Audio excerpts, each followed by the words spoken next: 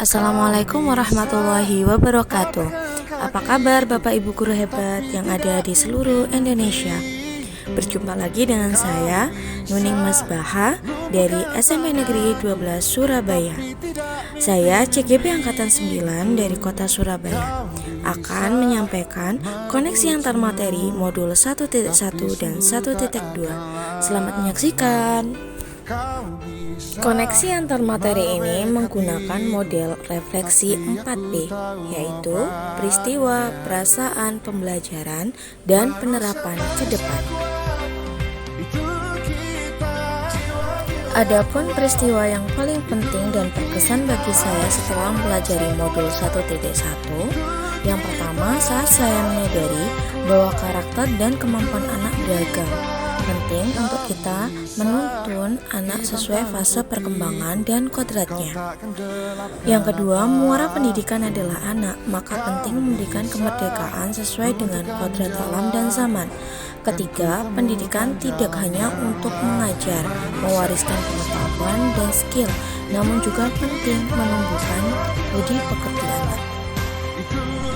Peristiwa yang paling penting dan berkesan bagi saya setelah mempelajari modul 1.2.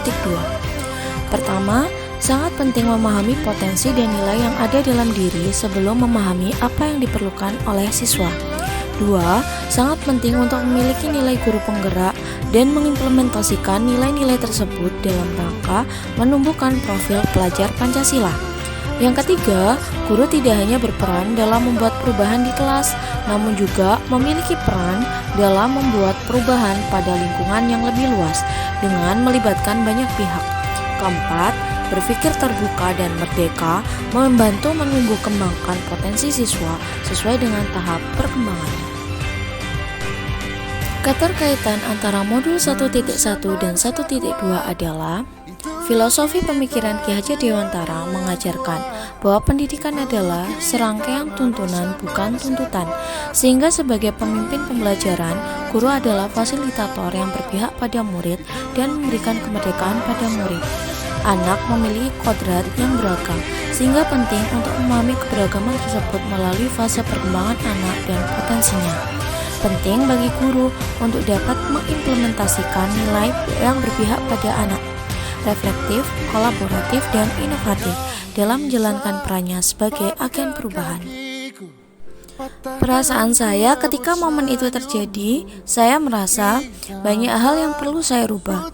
Saya mengalami perubahan paradigma dan memiliki sudut pandang bahwa yang saya lakukan selama ini adalah lebih banyak menuntut bukan tuntunan. Saya perlu melakukan refleksi dan evaluasi dalam proses pembelajaran yang sebelumnya jarang, bahkan lupa untuk saya lakukan. Saya perlu menjalin komunikasi dan kolaborasi dengan berbagai pihak, mendidik siswa sesuai dengan kodrat alam dan zaman, menerapkan nilai dan peran guru penggerak dalam proses pendidikan dan pengajaran yang saya lakukan, menghilangkan overthinking dan menumbuhkan positive thinking, memerdekakan pikiran saya agar juga dapat memerdekakan murid saya. Adapun pembelajaran yang saya dapatkan sebelum momen itu terjadi, saya berpikir bahwa guru memiliki peran paling penting dan utama dalam proses pembelajaran sebagai satu-satunya pusat dan sumber informasi ilmu pengetahuan. Refleksi adalah pelengkap saja dalam pembelajaran. Menekan siswa dengan target bukan atas kesadaran dan kebutuhan siswa. Menumbuhkan pembelajaran yang mengutamakan hasil bukan proses.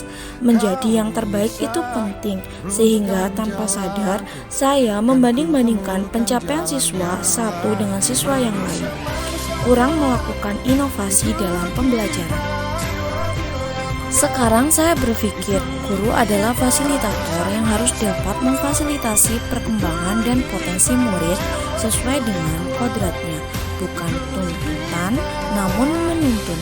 Melakukan refleksi dan menjadikan refleksi sebagai bagian terpenting yang harus dilakukan untuk mengevaluasi segala proses yang saya lakukan.